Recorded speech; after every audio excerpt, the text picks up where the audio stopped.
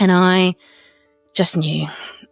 I just had this sinking knowledge, and I said to the midwife, I don't think it's going to work out. I think he's gone. And there were 2 heartbeats, tiny, tiny, very early fetus heartbeats. And I kept saying to the obstetrician and the nurse, is everything okay? Is it okay? Is it okay? And they kept saying, yes, Emily, and there are 2. And I just couldn't even comprehend that and just kept asking if I was having a miscarriage. And they kept saying, no, you're having twins. And maybe I'm not the only bereaved parent to feel torn around this, I guess, spectrum between celebrating and feeling what we might think of as heavier or more typical grief reaction. Don't Be Caught Dead, the show bringing stories of death back to life. Here's your host, Catherine Ashton. Today I'm speaking with Emily Mir. She is a mother, storyteller, and advocate whose work is deeply shaped by her lived experience of loss, love, and grief.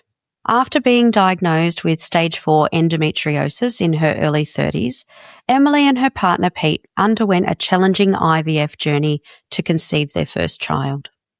After multiple attempts, they finally achieved pregnancy, only to experience the devastating loss of their son Gilbert at full term. Emily's story is one of profound heartbreak, but also of enduring connection. She speaks openly about the experience of carrying, birthing, and loving a baby who did not live, and the complex, lifelong nature of grief that followed. Today, Emily is passionate about helping families navigate conversations around loss, particularly with children. She believes in honesty, openness, and the power of storytelling as tools for healing. Through her writing and reflections, she explores how grief evolves over time, not disappearing, but becoming part of who we are. Emily's perspective offers a deeply human insight into resilience, connection, and the enduring presence of those we love. Thank you so much for being with us today, Emily. It's my pleasure, Catherine. Thank you. That is quite a lot. Yeah. I think when it's your own story, it doesn't necessarily feel a lot. It just is, yeah. And for our listeners, and for some context, how long ago was it that experience happened for you with the loss of Gilbert? It's 16 years this year, actually, so a long time, which is also why perhaps when I hear it explained in that way, it no longer feels so huge. It's, I guess, interwoven now into my life story, whereas certainly in the first few years it very much did feel like a lot. And how is that? Like, how has that grief changed for you over time? I think it's softened. In some ways it hasn't gotten smaller, which is an interesting thing because, I think we hope or expect that grief kind of shrinks, but in my experience it's more perhaps a softening. I feel less the shock for us, I think, with Gilbert's death being so unexpected and such a sudden and quite traumatic occurrence at a time when no one's anticipating that during a healthy pregnancy. So the shock was really a very difficult thing for us. And I think the shock lasted for quite some time. And so it's really lovely this many years later to not be dealing with the shock, to just be left with some sadness, some bittersweetness, a sense of having survived something that at the time didn't feel survivable in some ways, some days anyway. So now to have that sense of peace with it is really lovely. But at other times it's bigger because I can sit with it, whereas I think in the first few years I couldn't even touch it. It felt too sharp or too overwhelming. Now I feel really privileged to be able to think about it, and that's why I could write a storybook from that place of grief because, it really did take me all that time to feel I could spend enough time feeling those feelings. And that's fantastic to get to that place. And tell me a little bit about this book that you've written. It's a picture book, Catherine. So sometimes I feel like an imposter of an author because it's very short. But I've always loved picture books. Before I had children, I had already collected books for our future children. And so I suppose I was fulfilling a dream to write something for children, but it wasn't until having a stillborn baby and then working with families who'd experienced a similar loss that I felt a calling, I suppose, a sense of urgency to write something based on that experience and something that would be available to families who are going through this grief in the culture that we live in now. Because I remember when Gilbert died, looking for picture books, even before we had subsequent children, looking for picture books for my niece and nephews. And I couldn't find it much that was Australian, for sure, or that felt joyful or uplifting in some way. There were a few books I came across that were just so depressing, I suppose. They'd been written perhaps in the 80s or even late 70s. A lot of them had quite strong religious themes about heaven and so on. And I really felt that wasn't going to work for everyone. So when I sat down thinking about how can I share a story that will assist families to reflect on their own experience and to talk about their baby, their grief, I didn't want to not have spiritual aspects in the story, but I wanted it to be suitable for everyone, no matter what their belief system or their culture. And tell me, what was that process like about sitting down to write that?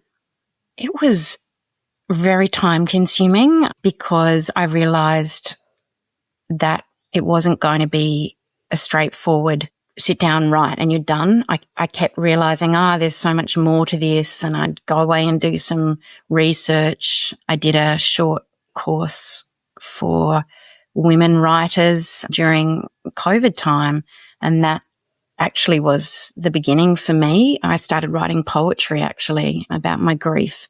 And then I had this thought one night in the middle of the night about a children's story. And then that children's story really changed multiple times before it arrived at the story in Gilbert's Cake. Eventually, I was lucky enough to come across a woman, Margreta Lamond from New South Wales, who provided some mentorship and ended up assisting me to publish under a small imprint that she has.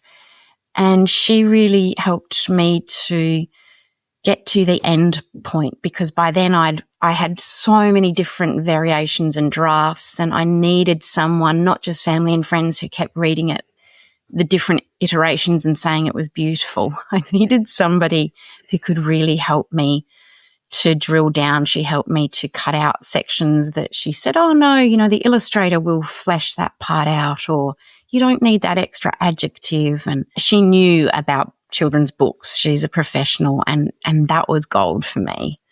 She still respected what I wanted to say. She got it from the beginning.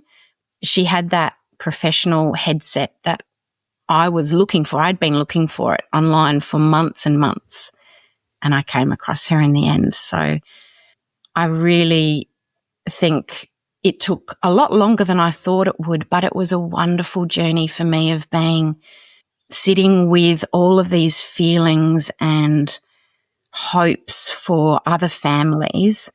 It was as if the book gave me somewhere to channel that, whereas before perhaps I had just kept so busy with work and parenting and all the things we do in our lives that I wouldn't necessarily have put aside time to sit, reflect, read, research.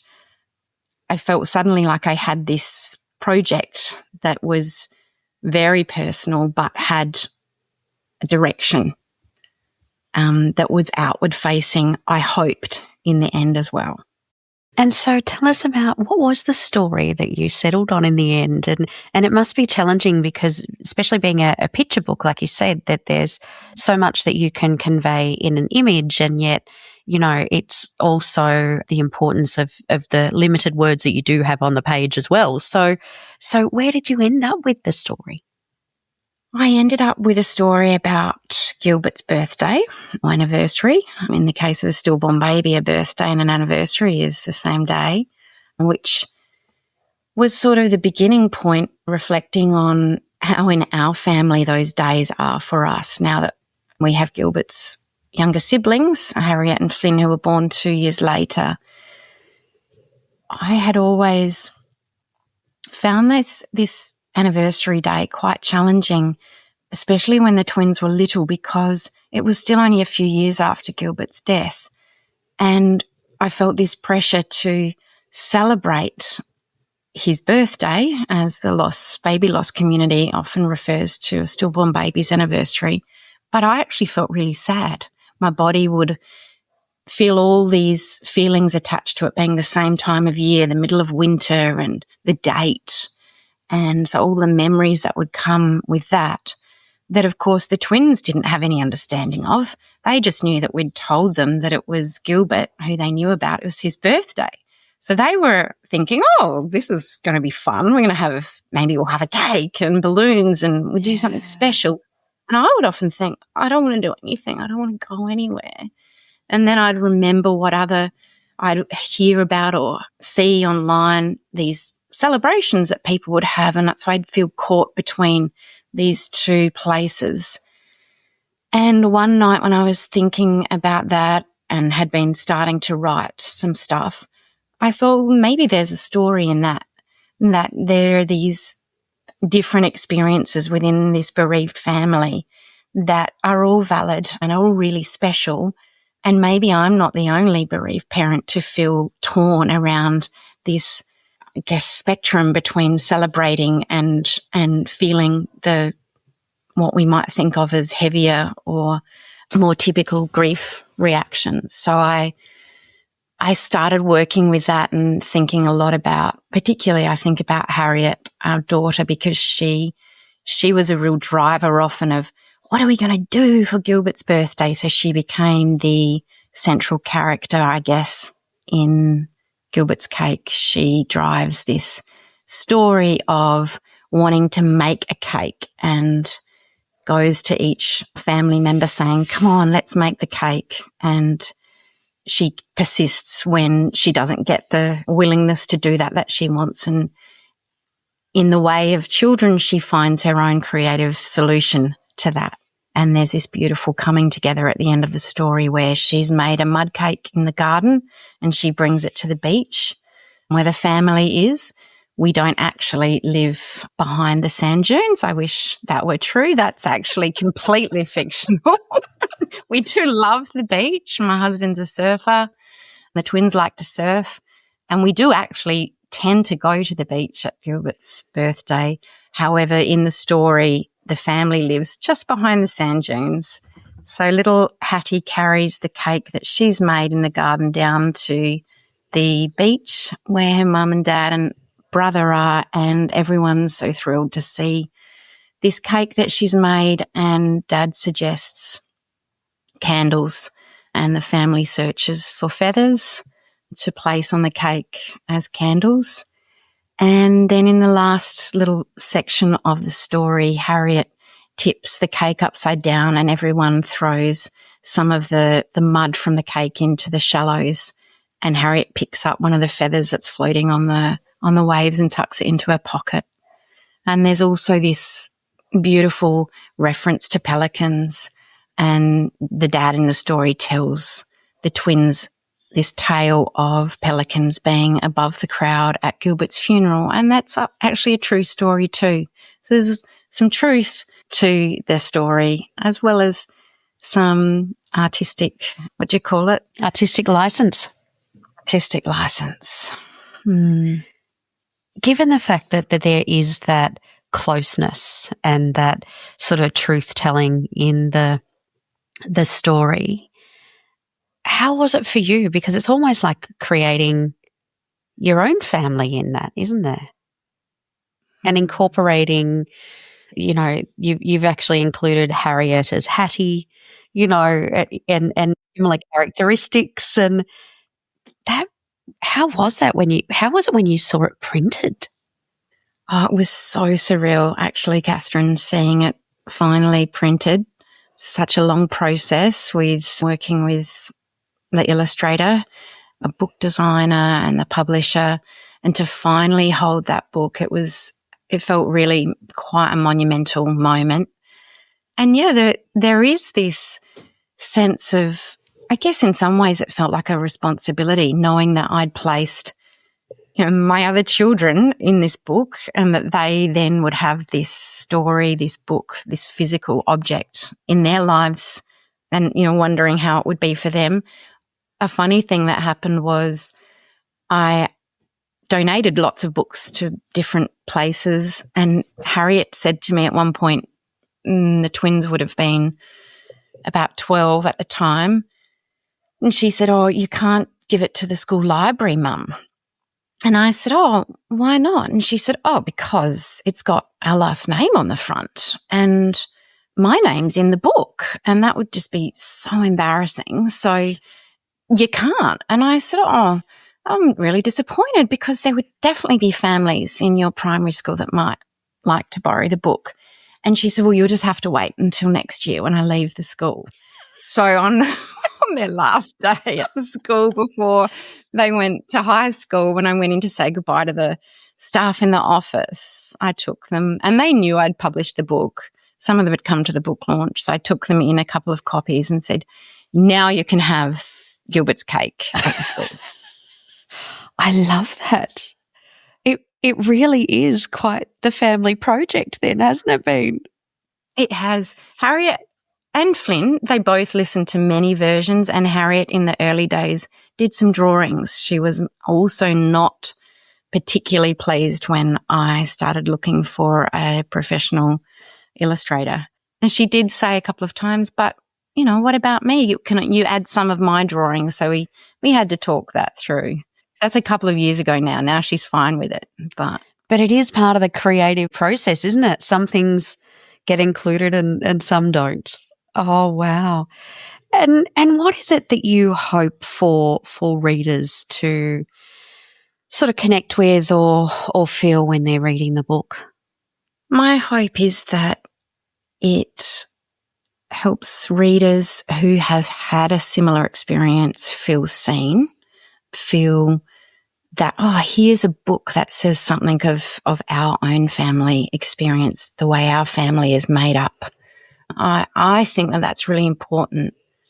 And a personal challenge for me in the early days had been watching films or reading novels or even popular TV shows, and there would be a dramatic birth scene or an issue with a pregnancy, and when things all worked out beautifully and there was a happy ending, I used to often feel this real sense of loss and loneliness in that, and wish that there could have been a depiction of things not going to plan. And every now and then that would happen, and I would feel this gratitude that, someone's being real about that sometimes pregnancy and birth doesn't go in the way that we all hope and expect. So that's a part of it, that, if a family sees this picture book and reads this story and thinks, "Oh, wow, that's familiar to me," and we can share that as a family, and then not talk about the story in the book per se, but their own story, Are there symbols in our family? Because I know that families who've lost a child do relate to this idea. For us, it's been a pelican or kookaburras. That's a different story.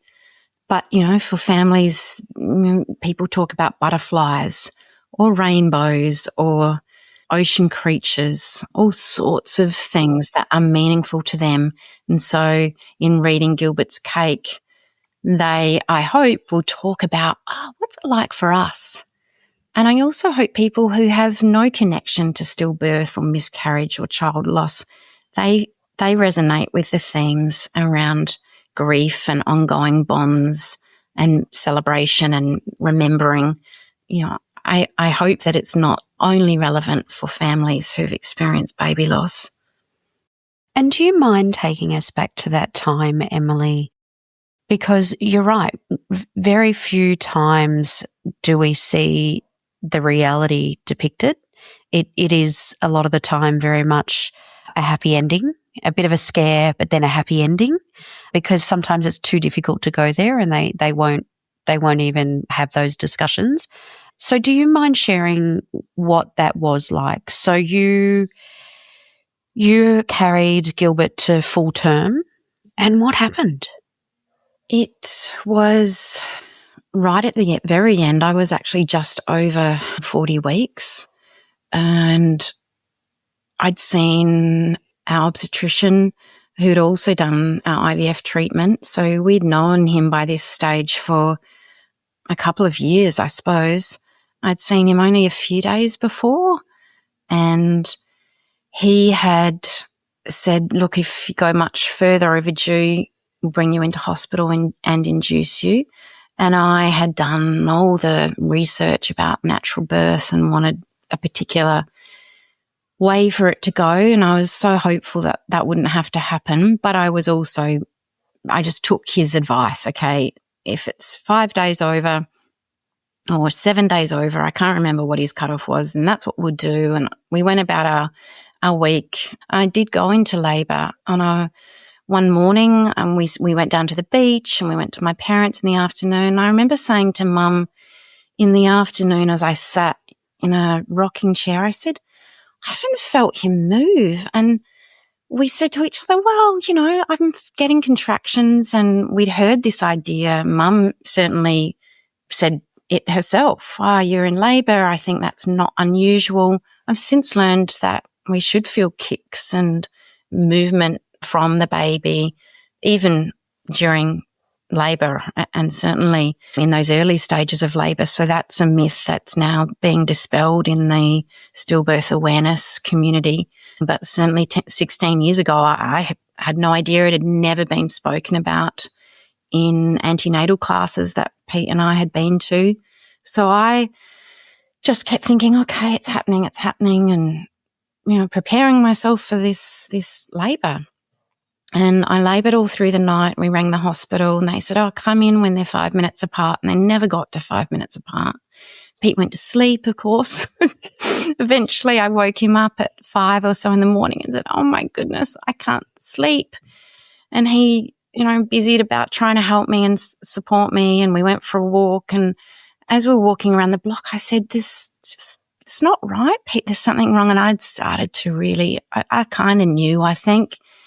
Inside, I'd had a couple of moments in the early hours of the morning where I'd just said, please, Gilbert, please come. We're ready. Everything's ready. We're waiting. You can come, and I just was starting to feel this. Well, I thought it was just panic or anxiety, but I look back at that and I think, maybe I had an intuition. So I said to Pete, we've got to go. Let's go to the hospital. And we rang them. They said, yeah, come in. And, the obstetrician's here. He will check you out. And on the way there, I said to Pete, I just want to hear his heartbeat. And Pete couldn't work out why I was worried. So I didn't say too much to him. I just said, I just need to hear his heartbeat. And as soon as we got there, this lovely midwife said, I'm just packing up things here in this room. And she said, why don't you come in here and I'll check it out. I wonder if they were already worried because I didn't wait. They just took me straight in. Straight away, they put the ultrasound probe on. They couldn't find a heartbeat. And they said, it might be this machine. I've heard that said to many other women in the same position. I think the midwives just don't want to break the news. And also, I guess they don't want to make a mistake. So off they went looking for another ultrasound machine. And I just knew. I just had this sinking knowledge. And I said to the midwife, I don't think it's going to work out. I think he's gone. And then the doctor came in and he did this other ultrasound and he just shook his head and said, I'm so sorry, Emily. And I'll never forget the look on his face. He was devastated. he just put his hand on my belly and he just kept shaking his head and saying, "I'm so sorry." And poor Pete, he sobbed and let out this big cry, and I didn't even cry, not at that point. I just felt this resolution that, okay, the trajectory has changed. This is completely different now, but I still have to meet my baby. So I felt really determined. Yeah, and it was a massive shock. Yeah. And what happened from there? They asked me if I wanted an epidural, and I said, yes, I do. I said, oh, no, I'd like to have a cesarean. And they talked me out of that, which I'm so grateful for. My doctor said, oh, that was not your plan, Emily. You know, you sure you don't want to try? And so we did. And the care that the staff gave, it made a big difference. They called an anaesthetist and she came in, and I've always remembered her like an angel because she actually didn't really even speak. I don't remember her speaking to me at all. I just remember her busying herself doing what she had to do with this really sweet, calm, gentle nature. And then the pain of contractions just went away, and she just slipped out of the room, and she never sent, we were in a private hospital, and after Gilbert's birth, there were a few different things that we had to pay for. And I remember thinking, I will receive a bill from that anaesthetist. And one day I rang the hospital or the doctor or something, and they said, no, she's not going to charge you. And, these things make a difference at a time like that, because it was like a message from those care providers that we want to do what we can to help you in this moment. So the epidural was a relief. Pete and I actually had a sleep because I'd been awake most of the night before, and eventually I was ready to birth Gilbert, and he was a full-sized 8-pound 3 baby. So I really had to work to push him out, but it actually went bizarrely to plan. I kept thinking, how is this going to work? How do you give birth to a baby who isn't alive? But the body knows what to do, it would seem. While he wasn't alive, my body still knew how to give birth without his help, because babies help to be born, and he couldn't help me. But he was born, and they put him on my chest, and I still felt so proud. That's the thing I've always thought. Isn't it interesting how there's all of that pride and the rush of this feel-good hormonal kind of thing that happens after a birth? It still happened, even though there was all of this grief and sort of a heavy silence in the room. It still felt somewhat jubilant. There was still this sense of achievement. We've done it. He's here. My family all came in. Pete's family came in. And the next morning, a few other people came and met him, so we had him with us all night. They took him away a couple of times, which I hated. I wish now that I knew that I could say, no, I want him to stay here. Yeah, you don't know these things till after. No, you really don't. Yeah. And things have improved in this space in the last 10 years or so. Hospitals now have cold cots, they're called, so that a baby can stay with the parent or family without them needing to go to the morgue or into refrigeration. And, there wasn't one at the hospital at the time. So it's wonderful that things are changing for the better for families, because you do still want your baby with you. When you've just had a live baby, you don't want them whisked away within an hour or two. It's not what people want. And it's the same when you have a stillborn baby. You still, and maybe not for everyone, but certainly that was my experience. I didn't like the thought that, well, where are they taking him and when will he come back? And I just wanted him near us for as long as possible. And in our case, it was only 24 hours. And then he went to another and a bigger hospital for an autopsy, because we didn't know why he'd died and we wanted to know. So he went the next morning. The funeral director came and took him, which was really hard. But again, there was so much shock that it all felt very surreal. Both it felt very clear and very, like, I was very aware that this was happening. There was no denial, but there was this movie-like quality at the same time. Is this really us? Very out-of-body experience at the same time as being acutely aware that, wow, this is probably one of the saddest, toughest things that we'll go through, and it's actually happening. Yeah, I don't know. It's hard to put that into words, how you can have both experiences at the same time. I guess it's not unusual when we experience this kind of crashing of how life usually is, and it's very, the overwhelm is both takes us out of a sense of reality as well as making it this piercing reality. What happened after the autopsy, Emily? Well, we had to have a funeral, work out whether we cremated or buried Gilbert. We'd already named him, so that was easy. I was grateful for that. And I really just leaned on my mum. I said to her, I wouldn't know. What do you do? What shall I do? And I just knew that I wanted us to have a big funeral. I wanted Pete and I to have an opportunity to see our family and friends and all the people that had been waiting for Gilbert to come together. I didn't want to miss that opportunity. So again, there was this determination to make the most of the experience, even though it was very different to what we'd hoped for. So we set about organising that. And like so many people experience after the death of a loved one, that did give us many days of direction and things to focus on. I think that is a helpful thing. And the funeral itself was a really special time.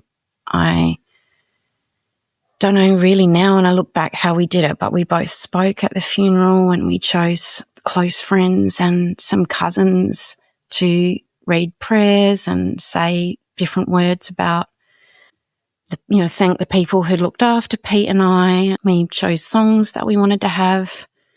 Yeah, when people came back to our house afterwards, it poured all day. I remember thinking it was perfect that it rained so much. People got wet at the cemetery. And I just remember looking at them and feeling sorry for them and thinking, but it's really appropriate. Everyone's saturated. Tell me about then, you now have, Harriet and Finn. Yeah, so Harriet and Flynn were born just under 2 years after Gilbert's stillbirth. Gilbert had been conceived through IVF, and so this was the next challenge, really. Poor Pete, such a stressful process, IVF, and we had always, probably in an unspoken kind of way, knew we'd have more than one. Pete and I both have siblings and are close to our siblings. So we knew maybe we'd do more IVF, but when I said to Pete, I think 2 or 3 days after Gilbert's birth, I said, well, we'll be having now to go back to the IVF clinic. And he said, are you kidding? Like, I don't really. He just looked quite concerned about that idea. And now I think, of course he was, but I had this probably at that point also this sort of physical need to have another baby. It was really strong. And I knew that it had to happen. We had to try again. And we waited a little while. Our doctor said that he thought we should wait at least, I think he said 6 months, which felt like an age, but the time passed in this sort of haze of grief and going back to work. And before we knew it, we were back there at the same clinic, and that was hard. It was hard. I remember the nurse that the appointment, you go to this appointment at some point where they give you all the medications for the cycle, and it's kind of like a transactional. It's quite a brief appointment because they've done all the medical stuff, and this is just, okay, pick up your medications and sign it, the form, and go. And she had obviously read the medical note really quickly and said, oh, so you've got an older child, that's lovely. And, Oh, wow. and you know, there were those moments every now and then where that kind of thing would happen. It would just come crashing back, you know, that here we are doing the same thing and, you know, not knowing if it would work out again. It took us quite a while to conceive Gilbert, and there'd been issues with how the treatment had gone with the IVF, and so I actually was really fearful that it wouldn't work again, and that, you know, that Gilbert was our kind of miracle, which felt really special, but there was fear that, but what if we don't have another opportunity to have another baby that we can take home? How will we know when to stop trying? So it took 3 full rounds. At one point, we pretty much accepted that it might not work and that Gilbert would be our only child. And we did some quite big life changes, which I think now maybe what helped things to change. We went overseas. We just went to Bali, and Pete surfed a lot and I did yoga. And when we were on that holiday, I said to Pete, I think I'll be okay if we don't have another baby. I think I'll be okay. And I said, I think we should go home and sell our house and we should move closer to the beach. And he was thrilled because he'd always wanted to move down south where we live in Adelaide. The sort of beautiful beaches, the more surfable beaches are a good hour or so south of the city. And so his dream was sort of coming true. And he said, oh, well, you know, we'll have that final round of IVF when we go home. But yeah, we can look at selling and moving. So we did. We just went about doing that, and we put the house on the market, the house that, you know, we had really imagined bringing Gilbert up in, and we'd renovated it and poured our heart and soul into it really for a few years. And so selling it, our families were really surprised, and I think people thought it was a bit of a crazy idea, but it gave us a plan and it gave us a project that we had more say in how it worked out. You know, you can, you know, bricks and mortar, you can, you know, finish that garden, you can, you know, choose the real estate agent, and that agency that isn't there so much in the IVF journey. There's so much unknown, so much just having to have this faith or this sort of blind optimism, even in the face of, you know, medical questions about is this, you know, statistically going to work and that kind of thing.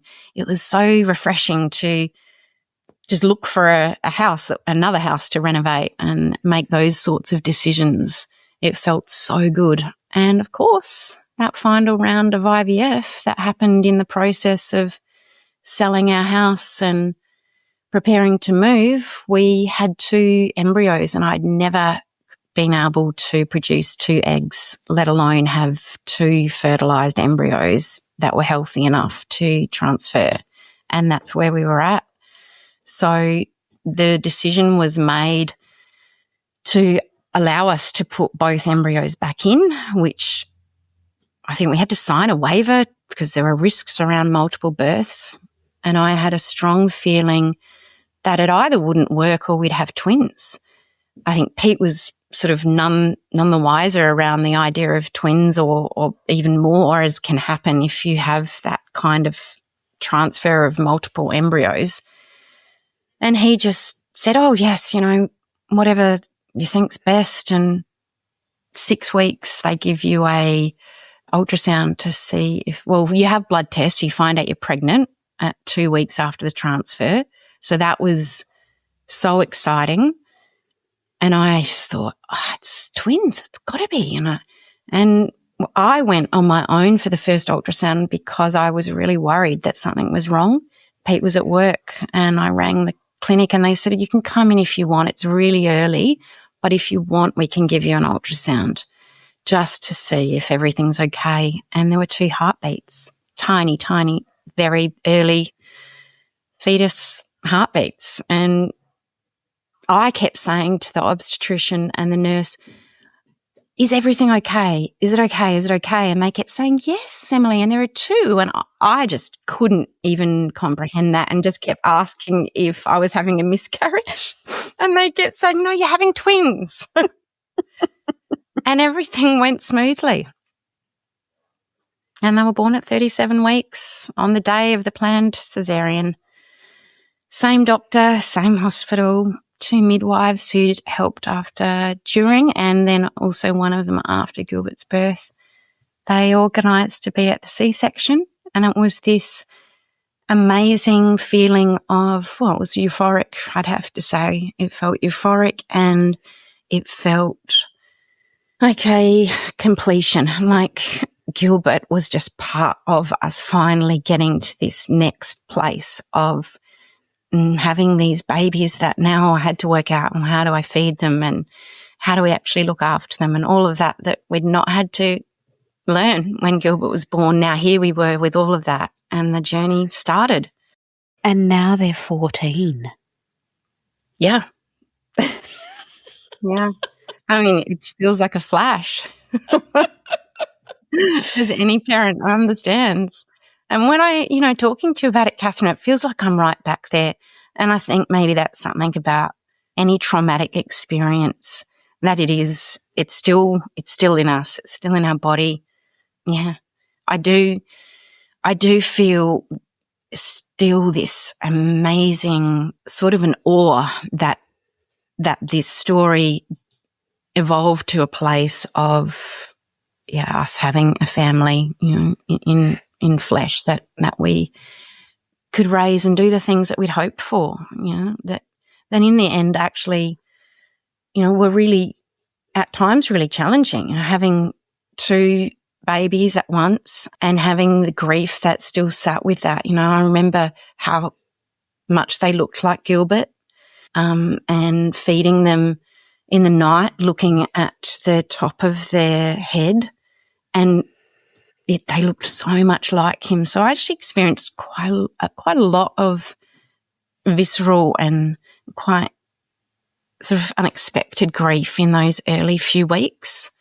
And that was hard for both of us because we didn't want to seem that we weren't grateful or that we weren't happy. But it's impossible to separate the 2 experiences. Suddenly I had the experience of holding these live children, and I realised what we'd missed out on with Gilbert. I think when he died, I didn't allow myself to really go there around what I was missing out on. I sort of told myself it didn't work out, and I have this beautiful relationship with him during pregnancy and on the day of his birth, but I'm not going to think about what it would have been like to watch him grow up. So I didn't feel some of that grief until I was holding the twins and watching them grow. And then I went back and felt some of that loss of missing out on that with Gilbert. You speak so well, and to articulate where you were at that particular point in time. So thank you so much for explaining that difficulty of and the differences in the types of grief that you were feeling. And you mentioned it earlier as well about the fact that Gilbert's cake also talks about bereavement and the different stages that people might be in that space. Mm. So it's so beautiful that you've been able to convey that in an open way in a picture book for kids. Yeah, thanks, Catherine. It was important to me to try to be honest in the story. That was the other thing that I had felt disappointed about in some of these older style books that I'd found and bought online from overseas, that they didn't talk about the emotional landscape or the complexity of grief so much as wanting to give a hopeful message, I suppose. And there's nothing wrong with that. You know, we want to be hopeful with our children when they're learning about things, but I don't think that children need things to be sugar-coated. It's okay for them to see adults sad or for them to know that things don't always work out, because that is part of life. We cannot deny that to ourselves or to small people. Things sometimes go terribly wrong. And in that, we find ways to cope and to support ourselves and each other, and people can be kind to us. Sometimes people want to experience things in one way and others want to do something the other way. And so there's that in the narrative where, in a way, it's sort of a family, not conflict, but needing to sort out a bit of a problem. You know, we've got a child wanting to make a cake on a birthday anniversary, and a dad wanting to go to the beach, and a mum just, you know, she's sitting at the table wistfully, and there's a photo of the baby in the background. So, you know, everyone's in this different place. Her little brother wants to get his boots on and get down to the beach and watch the waves and have fun. And that is part of what happens in families. And that was my experience when, for a couple of years, I worked with bereaved families at Red Nose, that it isn't straightforward.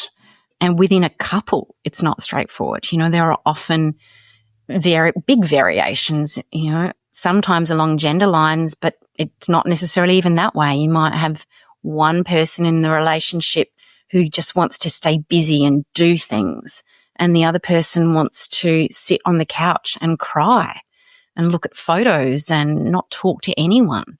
Other people start fundraising and, you know, gala events, and, you know, the variation is enormous.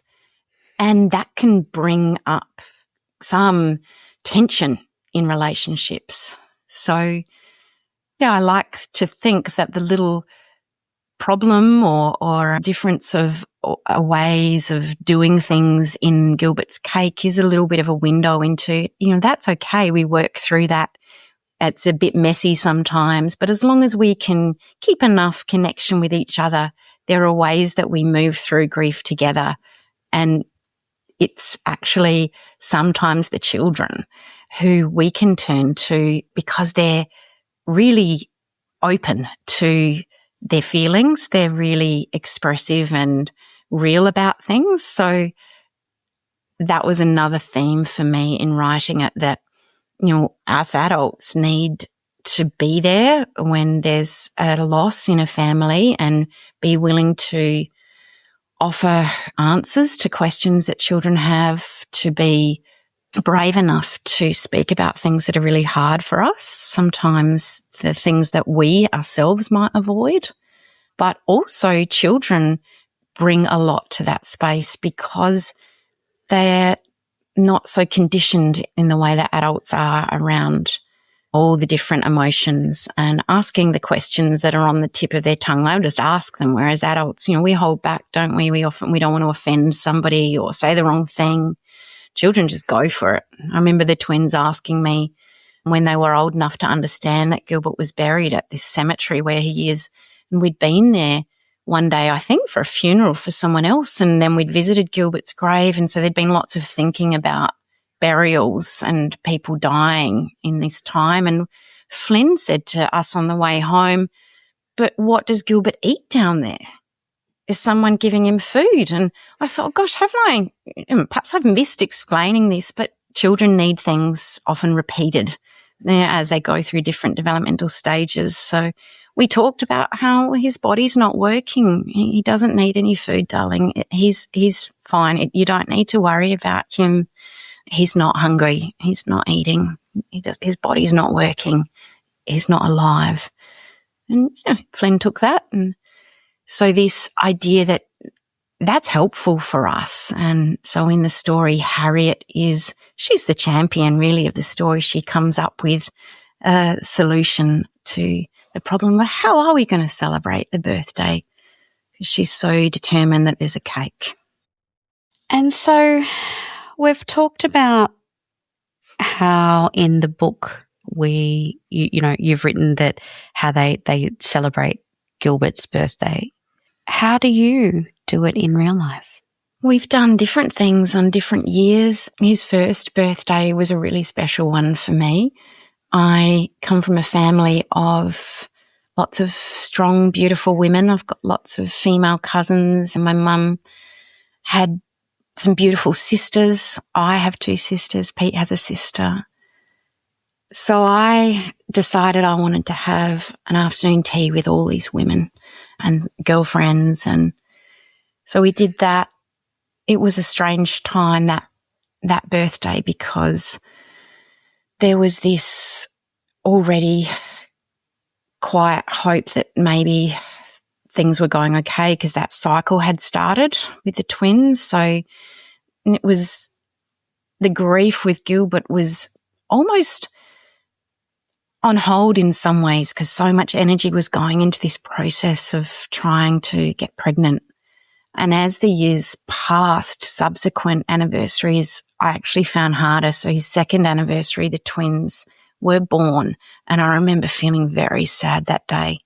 We went out, we met some family in close to the city and went to a lovely cafe, and I remember just feeling really heavy and confused in some ways because it was this mix of, these 2 gorgeous, healthy twins in this double pusher, double pram, and everyone loves twins. So being out in public and these beautiful little babies in their wraps and their beanies. But I knew that actually there was this baby that we also had, just not visible, not there. And these days we often, like in the story, we actually do go to the beach. One anniversary, Harriet and Flynn and I went to the beach after I picked them up from school. Pete was still at work. We were going to meet for dinner later, but we thought, let's go to the beach after school. And we had this very special experience with a pelican, and that is also in the book. And this particular day, it was really windy.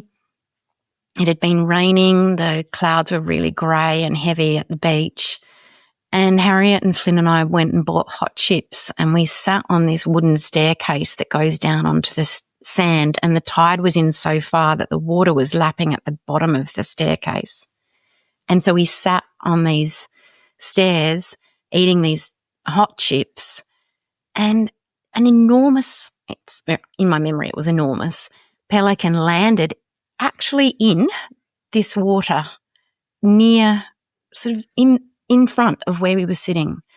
And it just sat in these choppy waves. And the twins and I just thought, wow, seems unusual. And Harriet said, I think that's because it's Gilbert's birthday. It was such a special moment. And I believe now that there are these moments that we cannot explain. There's a part of me that says, it's coincidence. There are pelicans at that beach all the time. And another part of me just knows, no, that happened because it was, I think it was his, 9th or 8th or something anniversary. And I remember just feeling really confident that this was, I don't know what you'd call it, a sign or a blessing, but it felt wonderful. Yeah. And of course it had to end up in the story. I love the fact that it did.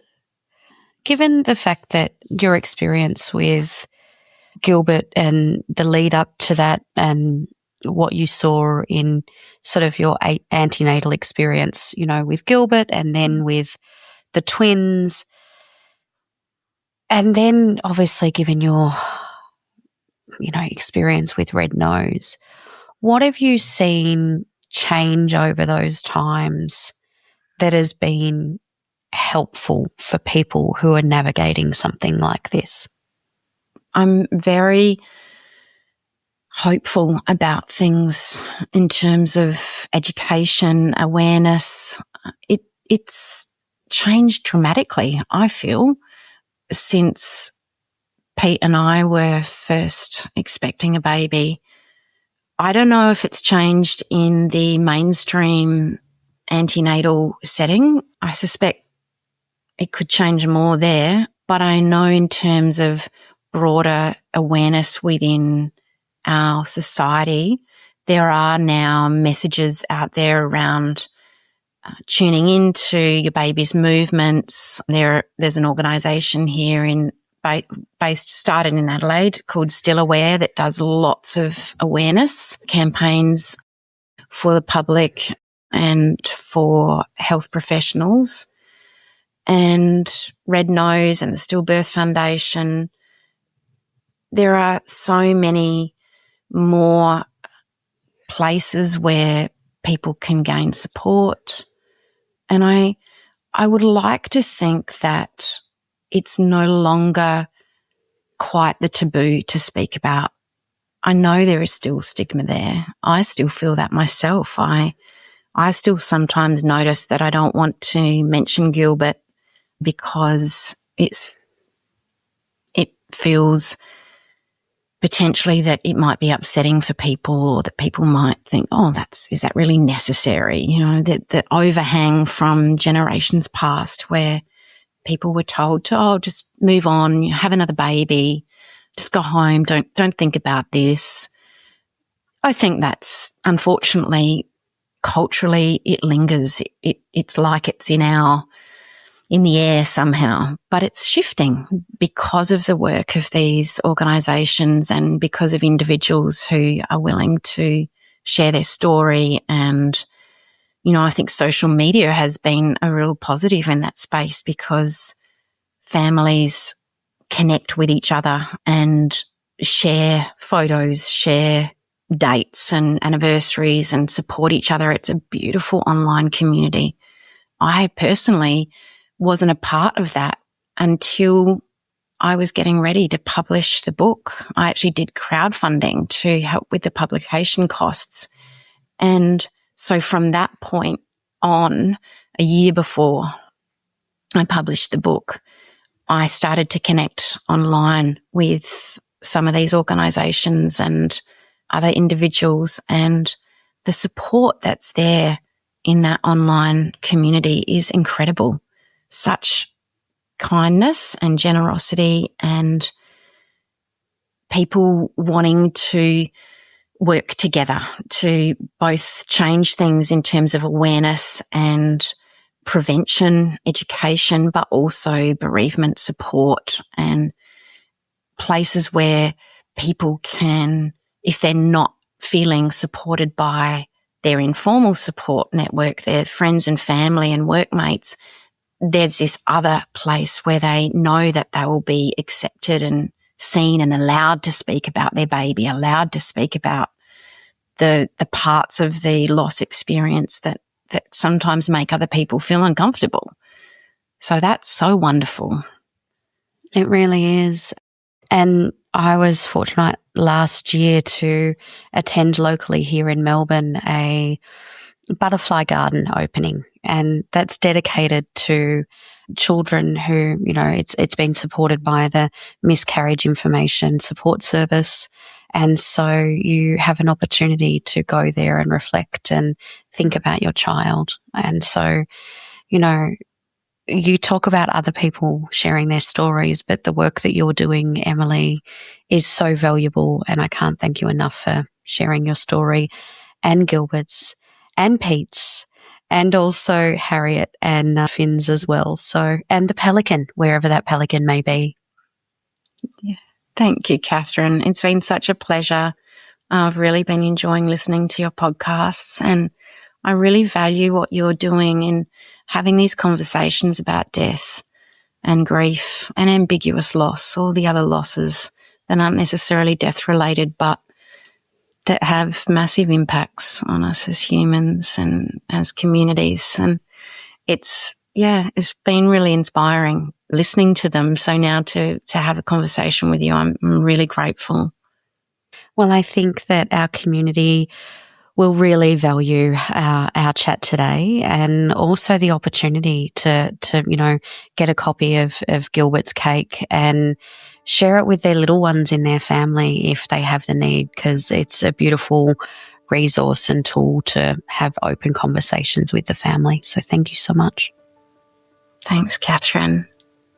Don't be caught dead forgetting to subscribe. And here are some more videos we know you'll love.